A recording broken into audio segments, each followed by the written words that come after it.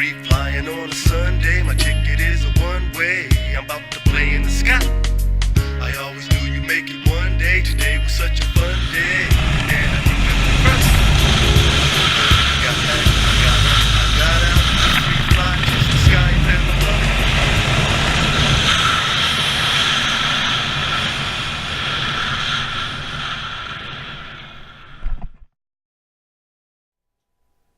Yeah. WazzyCircus Radio. Today's episode is brought to you by WazzyCircus.com and LearnToSkydiveAustin.com.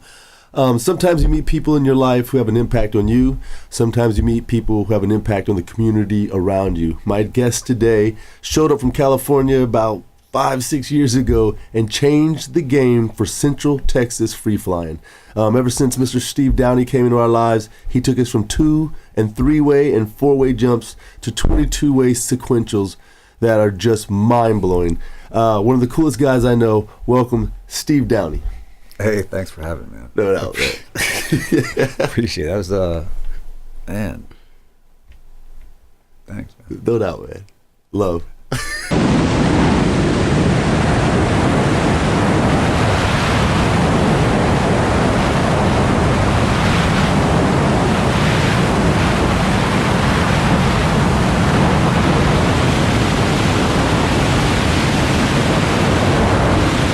You seen Chronicles? Chronicles 2? No, I don't think I've seen it. Are they good? It's good. Everybody should watch Chronicles 2. Chronicles 2. How will we find those old movies? They're on YouTube. Okay. Chronicles 2 is on YouTube. And you watch it. And what crew is that? It's a mix. It's like it's Olaf, Charles Bryant, the Free Fly Clowns, and then there's an Alaska John and the FlyBoys, and it was a cool crew. It was the best flyers in the world at the time, and they got together and made these videos, and it was. So I wore out my tape in the spot. I watched it so many times. We used to just rewind those Lodi Sequentials and rewind them and rewind them and rewind them. Yeah, man. Who are the other two FlyBoys? It was Eli Thompson, Fritz Fenner, okay, and Mike Ortiz. And that's where you got a bunch of coaching from, and then you fell in with those guys. Well, you wanted to coach Joe. You wanted one or two. Yeah. And Mike was. And they have their own style. Mike was just retarded what he could do in the sky. He was, and Eli's helicopter was second to none. Yeah, and the way that Fritz would fly, the film was pretty sick. He had a weird style to himself, and it was impressive watching those dudes. Yeah, I remember watching Eli helicopter while Mike is back carving around him. Yeah.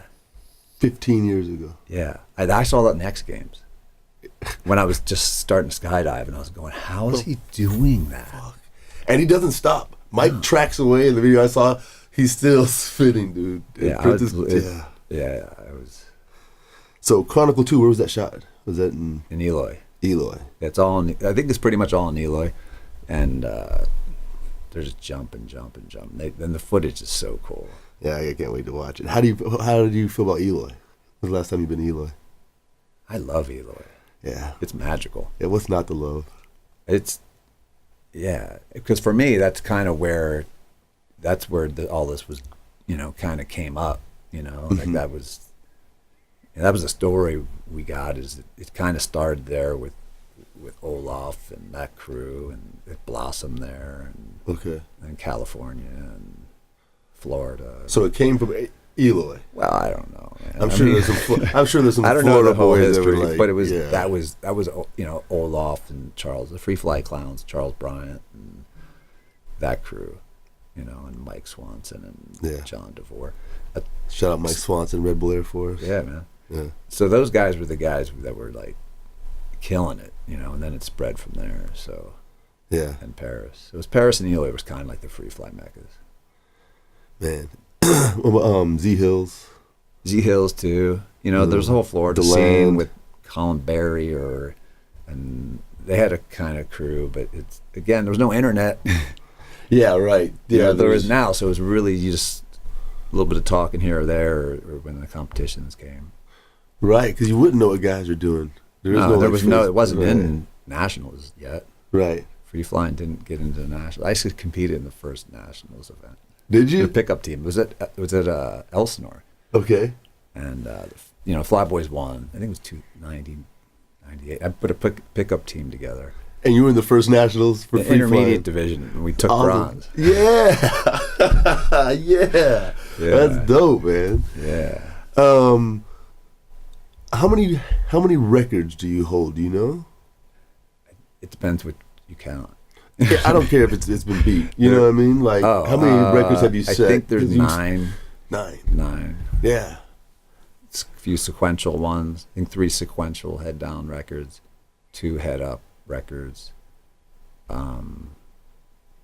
3 head down world records, and a night world record. I don't know if it counts or if it's recorded anywhere.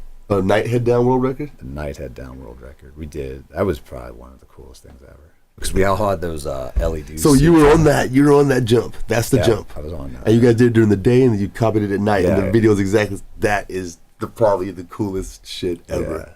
It's unbelievable. It was so surreal. It looks fake. Probably the most scared I was after we opened, and I couldn't find the drop zone. I thought they just dumped it. I'm like, they totally missed a spot. I'm looking everywhere.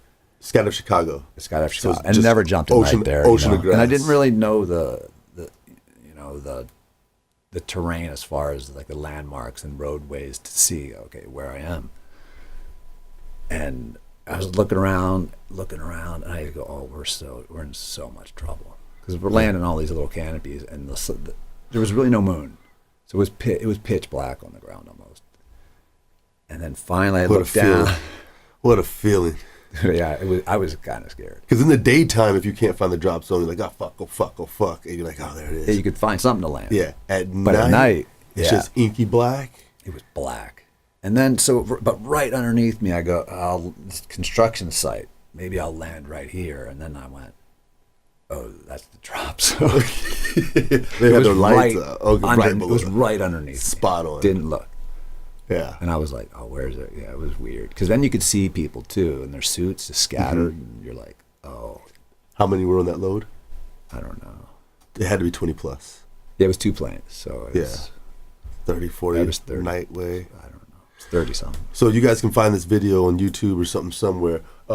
They have laced LEDs in their suits, like, correctly, not like taped on or anything. Right? They made suits. Yeah, I kind of went last minute, and what I did is I took this tubing I got from Home Depot, and I pulled the lights through it. I wrapped it around my body, and I pulled my suit on over top. And since I have a white suit, right? Oh, so just shine through for so you. it came through pretty well. But it was I looked like the Michelin Man with this. Oh, right. Because my suit was kind of tight, and then the tubing was like inch and a half. Oh, so it was pretty uncomfortable. I bet it was pretty weird. It felt weird to get out in and out of the plane, but once you're in the sky, it kind of felt fine. But it was unbelievable. It was super. So he taped his shit together. Yeah. But mine worked. Dude, everybody else's were breaking because those little connections. Right. That wind. It was just a lot. And yours was protected with the tube and under the jumpsuit. So that's awesome. Worked perfect. But I saw some pretty intricate. Like people spent some time stuff on their suits. Dude, like Sarah Curtis had her helmet, and then she had them taped on, and then they were coming off, and it looked like Predator, what I mean? With them coming down like dreadlocks. Yeah, that's and they worked. Right. So she had her helmet with these LED strips coming down, and yeah, that's pretty sick. Dude, it was pretty cool, man. It was really. Yeah, so in the video you'll see them get out of 2 otters, right, and they build a badass head down sequential or formation.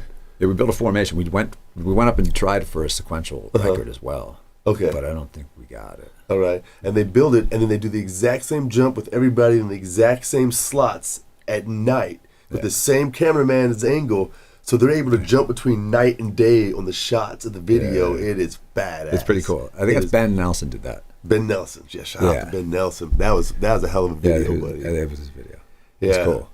That is cool. So that's probably one of your coolest jumps. That was definitely one of the more memorable and cool, surreal things to do. Right. Night jumps always are. Right. Right. They're just. That's where I got these paintings from, man. It was doing night jumps and seeing the stars behind my friends as we're flying. It's like, man, it's like you're in space. Yeah, but it's funny because night jumps are all. I mean, obviously there's an an added element of danger. Right. Yeah. And that's probably why we don't do them that much. I think people can't wait to drink. It's hard to let that sun go down and wait. You got to wait that hour, and the pilot doesn't want to wait. You think our people in the sport have that big of a problem? Yes. Yes. Wow. It's only the new jumpers are like, night jumps. Everybody else is like, ah. Yeah. I think it's because you do them a few times, you realize that they're just more dangerous. Yeah. They are. Especially when you're on a sub 100 canopy and there's other people in there. I mean, or even landing it, That's right. I don't know. So I've never done any on the velo or anything. I did them.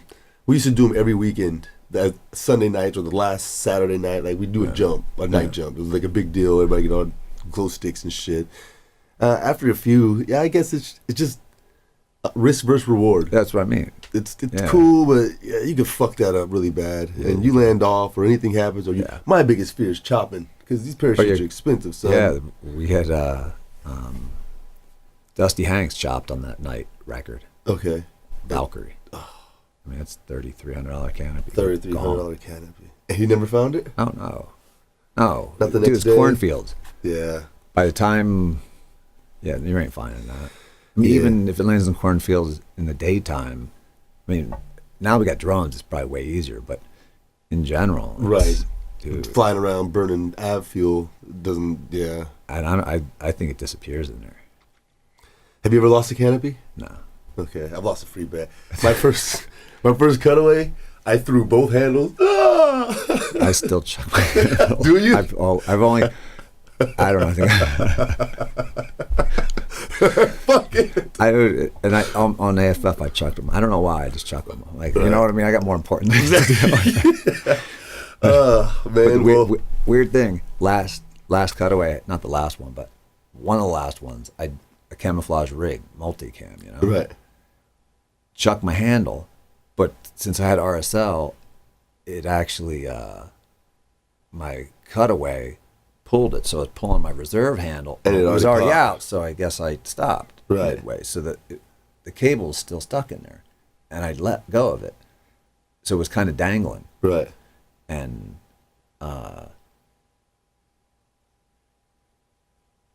it fell off at some point during the canopy ride. Right. And Steve Curtis loves to forage out there and find everybody's stuff. He's like, okay, look at your video and see if you could tell where you flew. Right. And I'll try and find your handle. So I'm figuring it out, looking down at my path and all that. Then I noticed as I'm coming to land, it was dangling in the shadow. Something was dangling in the shadow. Right. I figured out it was my handle. And then so I backed up with the video, did a circle of where I landed. I sent him a message with the picture and the circle. At night, he drove out there and pulled right up to the spot, found my handle. In the middle of the desert with multicam. Wow. Color, At Eloy. At Eloy. Eloy. Man. So I chucked my handles. I chucked my handles. I chucked them once, and I lost my free bag. It ended up being a $600 skydive, $700 skydive to replace everything.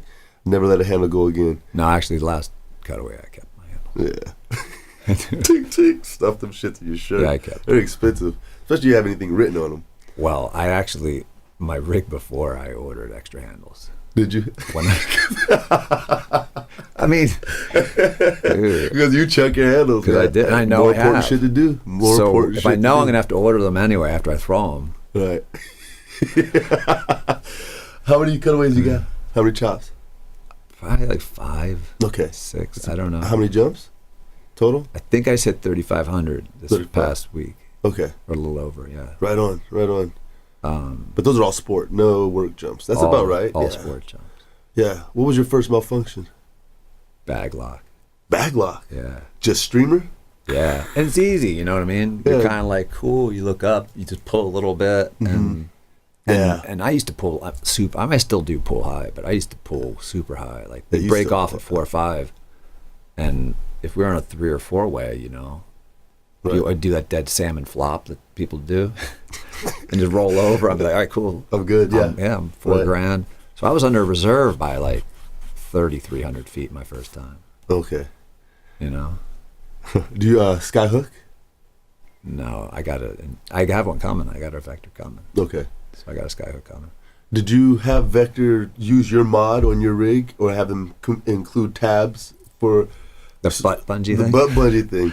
No, I didn't ask him yet. I think I might hit them up. And What do you ask 'em. think? You like it? I dig it. It looks like it makes sense. I It thought it does. was Actually, silly at Mirage first. came out with that. Mirage has that as a feature. Oh, they do. Yeah, I didn't know. I made that up in my brain, Right. and I asked Rory, hey, can you sew this? Right. And he goes, yeah, Mirage has some. It's called the, Oh. I don't know, butt bungee. I Oh, don't know cool. what it's So called. that just means it makes sense. Yeah, I hate when you ball up, and you bring your knees up and your leg pads slide down. Right. And that ain't. And you didn't like the bungee between the two. That doesn't. All that does is keep them together. They just slide down together. But if you go into like, right? Does it? No, it keeps it from sliding for me. But that is funny. It does keep them together. Again, it depends on how you're built and how your rig fits too. You Right. know? But Yeah. We've all seen somebody fish their Yeah. legs strapped back Yeah. up. Yeah, you yeah. know? Yeah. So he's designed from the back of his rig. I guess Mirage has it for the center. It goes out like a triangle to his leg straps, and it holds him in place no matter what. Yeah, It makes it sense. holds when them from sliding down. Yeah. And you were calling out the plane the other day, and I was like, God, I get what he's saying now. Yeah. Because on the ground in the pack floor, I was like, that's weird. It is weird. Like, this dude's a badass, but that looks weird, Yeah, right? yeah. Yeah. But it keeps them up. You were around when swooping began. Or Yeah, were people already hooking it? Well, people were doing hook turns and people were swooping and all that. But I guess I was around when the swoop competition started. Okay. When it got, like, organized. When they started having competitions. What was your first cross brace? FX, Yeah. Icarus, Yeah, FX. I had one too. I had the 84. Yeah, I started on a 104, and it just opened brutal. Okay. And it pulled out real hard so you still had to hammer it pretty low, Right. and it just hurt opening. I remember it falling like a set of keys at the end of the flare. Like, I didn't have any glide. I remember being able to carve it. It was really, like, stiff. Like, you could really move it. I don't remember the openings very well. I remember being horrible. Then I jumped somebody's velo, and I was immediately like, "Oh, yeah, Done. sign Yeah. me up." Yeah. Just the opening. Did you ever jump a chaos? Yeah, I jumped. I went when I got back in the sport in 2006. I started back on a velo. Borrowed some. Well, I did a few jumps before that on other stuff. So I did a velo and it cut away because the searching and it spun up, and so then I jumped my buddy's chaos, and I loved it. The openings are super awesome. Yep, second to none. So I Yeah. had a chaos until I got my Valkyrie. So I had a chaos for probably did 1,500. So yeah, you said that Jumps orange. on. It was the orange chaos. I still have it. It was the orange chaos. It's for huh? sale. What size is it? 82. As long as 400 jumps on it, and I have a brand new line set that I hadn't even installed on it. So if Wow. anyone wants it, hit me up. Well, I don't hit Super him up. cheap, $300. Really? Yeah, dude. I might use that for It's ground all- launching. dude, That's it's too small though. It's a little small, For but ground launching. it's awesome for a camera. I mean, dude, the openings. I'll take it to DZ. Somebody will take it. Somebody will scoop it up to Yeah, DZ. yeah. One of those guys. That's dope. And then you got the Valk. He's a And the Valkyrie Valkyrie. guy. I just got a hybrid. So what do you do with the other Valk? You want it? Yes. It's for sale. How much? Holla at me. All Let's right. holler at the other show. All right. Yes. What size is this? 90. 79, Oh God. What do you weigh? $180. Yeah, me too. 79. Yeah. Okay, we're talking about the square inches of the parachute, you guys. I started out on a 280 square foot parachute. Now we're talking about 79 feet. I remember when I was like, I'm never going to go underneath 120. I remember I was- said the same thing about 150. I had to write it on the board. I said, I'm not going until I have 1,000 skydives, I will not go below 150. My boss was like, bullshit. Yeah, but this is when nobody did, like it was stilettos, to go Was it down. Stiletto only- 120 or Sabre 120? I was stiletto 120. Until then, the cross braces came out. Right. When the cross braces, people are like, oh, he's got these little ones. You're like, what the? Right. And then you realize, okay, I can go smaller. I mean, you had to fit in your rig. Right. So, what Valk did you start on? 84. I bought an 84 Uh-huh. because I was jumping because I was jumping a 90. Like a 90 velo is a good size for me. Right, okay. Right. Especially in, if you jump in Paris or Eloy, where it's hotter. You come in hotter. Right. Here I could probably do 84, but so I jump in a 90 velo, and I figured I'll go down to 84 Valkyrie, and then it just doesn't die. Then I got to jump to 79, and just dove right. So what's your hybrid's a 79? It's a 75. It's a 75. What's that about the hybrids? You can't leave them packed. I don't know. Yeah, you can't leave them packed. For how long? More than 24 hours. Get out of here. Yeah. Yep. We were talking about the DZ yesterday. Are you sure it's not full sail? Even hybrid? I heard hybrid. That's good because I don't like packing. Neither do I. When I always come and pack when I get the drop. Fresh pack job. Me too. No, I like doing just to warm up. Yeah. Well, my old ass needs to get down to scratch. You know what I mean? I like having a fresh pack job. I don't know what I did last weekend, especially as I'm reaching for the beer cooler and I'm trying to pack my parachute. I don't want to jump that. I like getting in there and packing. People make fun of me, but I just, Yeah. And when I'm done on the weekends, I'm done, man. I'm not packing that last thing. I stuff it in my jumpsuit and zip it up. Called a beer pack. It protects your lines. It protects your canopy. Yeah. Yeah, man. Beer pack, dude. Okay. Hey, have you've seen? I've had this conversation on the show a few times. I'm probably gonna end it here because I'm gonna buy that Valk from you. Commander's Keith's Leia. That is a pretty parachute. Yeah. It flies weird. Did you jump it? Nah, I've seen it. I just What do you mean watched the way do you think it flies weird? it has a different kind of glide, man. It looks different the way it flies. I know it's shaped funny, like with that rounded nose on it. Yeah. It looks cool, man. I don't know how to explain it. It looks like a different beast. You mean the colors or just the shape? The way it flies. Oh. The way it flies. You I've never never see jumped because you guys are always coming in right before him, so you never really get to see him swoop. I don't think. I see him. Yeah. Before. Yeah. I don't get to see him. Yeah, swoop you guys much. are like getting down. You're all coming down together, and you and Tom are always down first. Yeah. So you probably don't see him come in too much. Yeah, it just looks dope. But I'm gonna go with the Valks. So from the Velo to the Valk, what is it? What changes? A lot. Really? Well, first of all, the openings. The openings are a little faster, but they're just more consistently on heading. You don't get that surging, so that's huge. That is huge. Yeah, because if you get, they're all different. Some of them people have great luck with. Some people are really good at, fighting that searching, spinning. I lock my knees and my velo opens fine. As long as I'm not swinging in the harness, it opens fine. I believe that's probably 80% of people having crazy openings. They're not cognizant of their legs. They dump and their feet do whatever. So they're putting input, and it just spins. You see it on AFF students when they dump. Their legs swing like this, and a perfectly good parachute just spins right up. Yeah. Right? It's all in that, I believe. So I just lock my knees and make sure my hips don't move. My velo is pretty much on point. I can get the rears if I have to. But sometimes you see people over inputting too, man. Yeah. They reach up, start over correcting. They You're start like, yanking those shit. Of course it's going to turn that way, dude. They're like, You're hanging on it. I don't know. So the openings. Oh, well, the openings that starts it. But then after that, it's just so much more responsive. Like you immediately, the first time I jumped it, you reach up to grab your slider, and all of a sudden you go into a turn. It turns. It's super aggressive. Is it? How's the dive? And it's dive super long. Like a velo wants to come out of a dive. When its recovery arc is a little bit faster. It just wants to dive longer, especially when you load it up. When I went down to the 79, it just, you could just keep diving it. How do you feel? What does swooping feel like to you? Why would you do it? People say, why do you swoop? It's dangerous. Why don't you just land like everybody else? Why swoop? Why take the risk? I don't know. It's thrilling, It's a thrill. It's fun, You go fast. Fast. Yeah, I like going fast on landings. It's and it's added risk. Yeah. But just like anything else you do, if you calculate it properly. Right. Of course, it's controlled. Closer chaos. you push it, further you push it, the more dangerous it is. I probably come out high 75% of the time. Which is fine. Yeah, I'm not a big slingshot on the rears guy. That. Right. You miss that, you're in trouble. Yeah. Yeah. Yeah. So I get a mini slingshot. Right.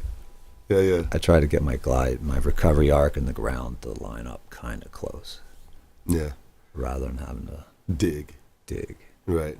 And feel that power. Some people love to feel that powerful launch on their rears, but yeah, but you go up 15 feet. Now, what you gonna do?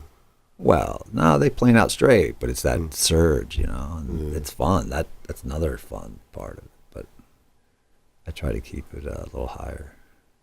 Than that, man. 75. Have you jumped to 75? I've jumped it at the world record. Oh, the one that you just got back from. And it's great at big brake turns. Oh, is it? Well, yeah, because you sit in brakes. Like I did. I was in the wave that broke off at 6.5, and we pull at 5. Okay. And I take that to heart, and so I'd be open at up there at 4 or 5, and then so I would hang in brakes. It'd be me and Norm Kent up at the top chilling, and so I would just wait and do big slow brake turns up there, and but even still, it was fun. I can't wait to get it out and fly it. Yeah. So. And it's magenta. So. Is it? Yeah. Steve just got back from the 2018 head down world record in Chicago yesterday. Yeah. Yeah, he's fresh off the plane. He's tired. I'm gonna get you out of here, but we got to talk about this. Yeah, let's do it. Huh? 200 of the vertical elite. Yeah, 200. How many aircraft?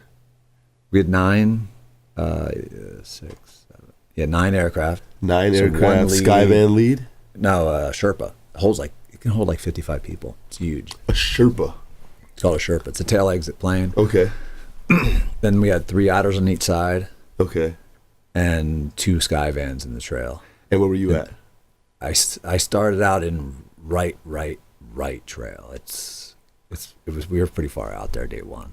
All right. It was a long float. So if you can imagine geese flying with the geese in front and the geese coming off in formation, that's how we fly the aircraft for the records. Yeah. And but then there's 2, so leads here, then they line them up like this. Right. Then the 2 Skyvans are back here. Right. Behind it. And first day, they were really, really far. And I saw a video from Ben Rohn, came over to our house, we were debriefing, and he goes, you know how you get out and you can barely see the people? He goes, you could barely see the plane. So and you could. So we played his video, and they were so far out that you could barely see that there was planes. And that's called the float. You get out and you've got to fly up. Yeah, you're trapped. I mean, you're tracking at it. It's coming down, and then you got to meet it, and it's a long way to float and a long way to and then jump one. They were a little bit closer, but still far. And one of the Skyvans all just miscalculated their approach, and they all, like a whole bunch of them, buzzed past us. Oh, no way! And each other. Yeah, it was out of control. What's the hardest slot on a record that size? Well, I mean, if everything's typically the connector lines are the trickiest slots, but really it's the further out you are, the more distance you got to travel to get in. Well, the further distance you have, plus if there's any movement at all, it's amplified the further out. Right. If pod here moves a little bit, out here it moves a lot. So, they're chasing around something that's moving 5 or 6 feet. Fuck, yeah. And they're waiting. So if we do 10, 12, or 14 jumps to get a record, they're not docking almost, and some of them until the very last day. So they never dock. Finally, everything builds in front of them. Now they have to get that shot. And it's so that's tough. Where the rest people on the inside get the repetition over and over and over, and they get the same approach. Right. They get to dock, they get to work it out, and then these guys are just waiting. So I think that's the toughest slot. Okay. Because mentally it's really a mental game. So that's the toughest mental game, is waiting, and then now it's, hey, it's go time. We only have a few jumps to go. You got to do your job now. Right. You haven't done it the whole time because it hasn't worked in front of you.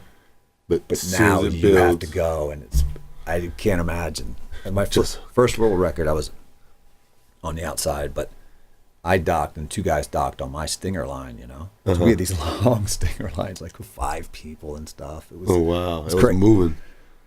Well, it was only 69 way, and we flew differently then, you know, and it didn't move as, I don't know, man.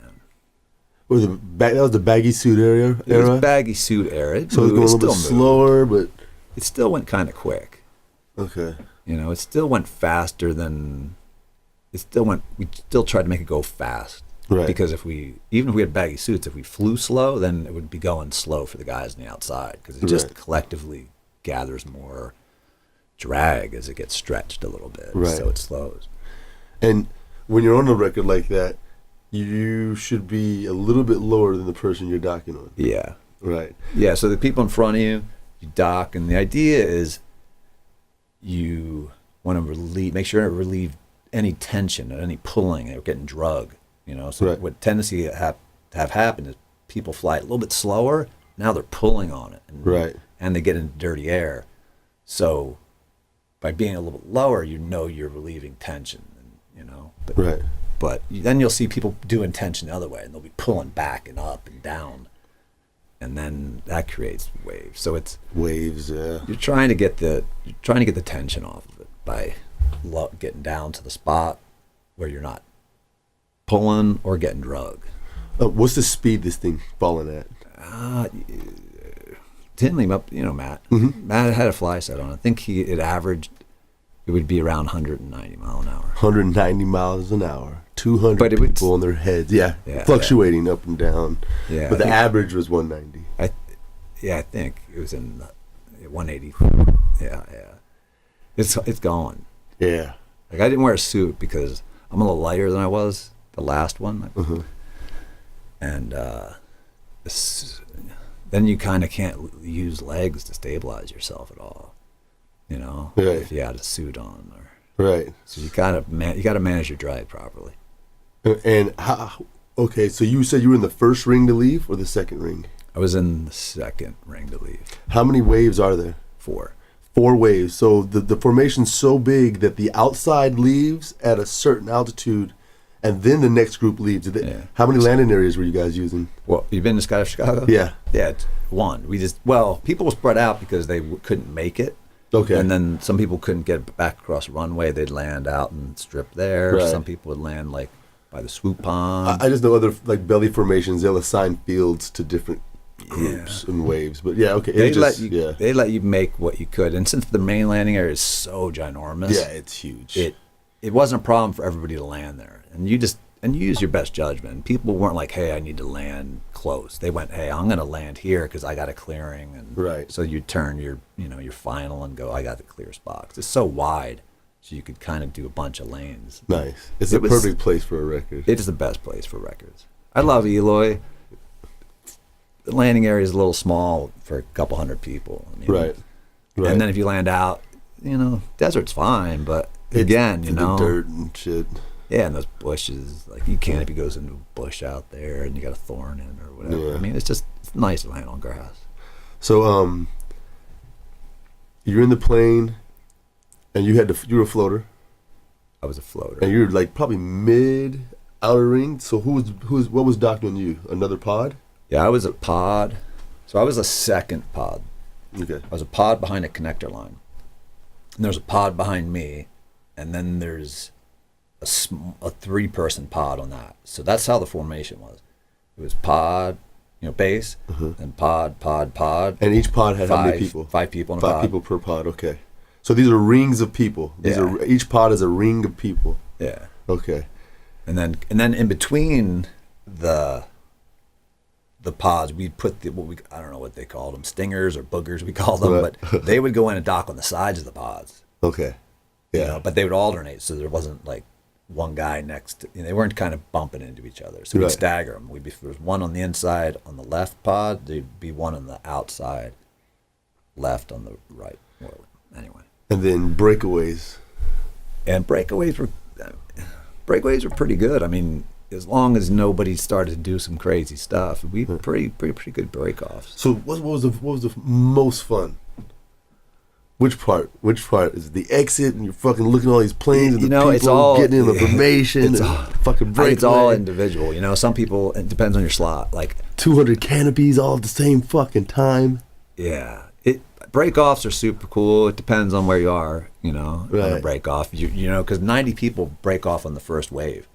And it's 8 people from each pod. So if you're in the back of that, and underneath it, now you have to kind of find your hole out there. If you're leading the break-off, that's kind of a cool slot. Yeah, Because those guys wouldn't even turn around.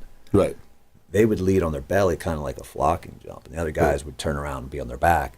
Right. And then they would fan out, so Right, they would right. kind of have a, 8-person angle jump at the end of the skydive. Oh, each dive. That's Yeah. dope. Because the guy leading is also watching the formation, who's behind, and like getting clear and steering.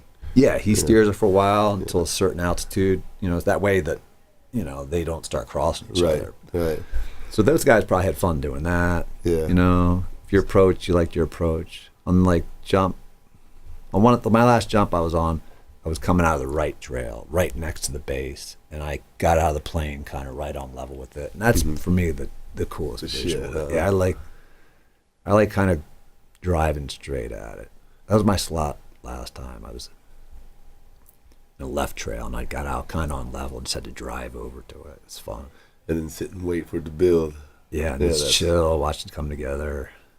It's pretty cool. Yeah, it is. The visuals are just, Yeah. it's super dope. What's the atmosphere around the drop zone? Is it like anxious? Is it like hardcore people losing it in the corner? I know people are getting cut left and right. Yeah, I got cut. This year. You got cut this I year? got cut this Oh, year. what the fuck? Yeah, it's there's a lot of you're a little tense. There's performance anxiety. Right. You got to worry. And then your friends are there too, so the same thing's going on with them. So you're kind of like, all right, oh man, my buddy got cut, or Right, so right. the vibe varies, and it varies how well things are going, and so there's all that. But it's a mix. Right. But it's like anything else, in skydiving, because of that mix. There's some people who are, super serious. Some people are having a ball. Right. Yeah. To Yeah. them it's the ball. So other people are like, I gotta get this record. they're a little bit anxious. Other people, it's new too, and it's a little nerve-wracking. All Right. eyes are on you. And the journey starts months and months before with all the camps and the tryouts and the Yeah. traveling. I mean, People invest $10,000 for these records, right? Like, probably over with traveling and the Right. camps. Sometimes people have gone to every one of them, right, trying to get on. trying to get an invite, and then they get there, and hotels and cars and registration fees. And That's what's stopping me from chasing it. I think I got the skill. I just don't have all that other shit. it The time. takes commitment. I don't have the time. Yeah, I can't It takes commit. commitment. It's something to do, but It was interesting because we all fill out forms, when we go there, and they, at the beginning, Rook put together a little PowerPoint presentation or something, whatever, and he calculated how much we spent in jump numbers and tunnel time, and it was like $71 million for that jump to happen, for all of us. Right. That's what we've invested in our. to get to that point, to make this happen. if we actually paid for the tunnel time, because a lot of the tunnel Right. time's instructor, Right, that's- But you pay for that. Somebody is. Yeah, somebody's pay. 71. 71. That's an elite. $71 million It's an elite to group get of us. people. That's a lot. It's a lot of money, It's a lot of money, man. and it didn't work. It was close. Well, what do you mean by work? Well, okay. We all had The record, amazing. We all I'm had. sure. Here's the thing about these records: is you think about it, there's like countless number of moments during that whole week where we're all out there, playing our game, Right. trying to make this happen. This, and we missed one moment. That Right. one moment we missed, but it still is all the other All moments the are other- there. right. You can't take any of that away from us. Right. Right. Like that happened. yeah. We were all there. We were there with our friends. We had to, struggle through the highs and lows of it. You know what I mean? Right, Because right. it's a challenge, and if you don't aim high enough, it's not much of a challenge. Right. Right. So it was a good challenge, and we all went for it. We missed that one moment, but we had all the rest of them, and it was the exact same as all the other records. right. Because we struggle through all of them. Same thing goes on. People get cut. People, have their moment. People, have to get back out there and do it. And So, and then you have that one moment that's different. And so it was the exact same as all the other records, except that one moment. Right. Actually, I don't know, you learn just as much from not having that moment as you do from having it. Right. You know what I mean? Yeah. It sounded like it was still magic. So yeah, it was still magical as the other ones. Right. You know, I mean, if we all got $1 million, then yeah, wow. Then that would have been different. But yeah, no, that's. But we just missed out on that one moment. You know, Right. and I guess for some people, yeah, it makes a difference. You know, like Right. professionals when they have to go and get sponsors or whatever, that resume check, it makes a difference. Yeah, It does. It would. It can. But Yeah. for everybody else, it's, you know, they want to test themselves, see what they're made of, and there was the test. Yeah. It's not a fail. It's not a win. You tested yourself. You figure out, Right. you know, what that means for you, you know. But that moment, not being there, that one split second, doesn't change Right. that much, Right. you know. It was amazing. Man. It was everything, you know what I mean? They all were, so it was cool. Right on, man. Party's a little different. You know? Yeah, it wasn't as exuberant as it could have been. But I'm sure they still party down. Yeah, people still party, you know. Yeah. People still have fun, you know what I mean? Yeah, So man. it was super cool. Awesome. Yeah. So what's next for Steve Downey? Would you prefer Steven? You know, only my mom calls me Steven. Okay. All right. But yeah, I nobody calls me that. I don't know why. I know that you spell it that way. It's just Yeah, well, Steve. that's my name, but Steve's always been an abbreviation for it. I don't know. Leave here and go home, man. There you go, you guys. Hey, man, pleasure, honor to Yeah, have it's you fun. on. I can't wait to jump with you again. Let's do some cool Yeah, shit. I can't Go wait. fast. Yeah, Saturday. Are you going out? Yeah, man. Okay, Let's go do some jumping. Let's go do some jumping. Sunrise Thanks, guys. Club, dude.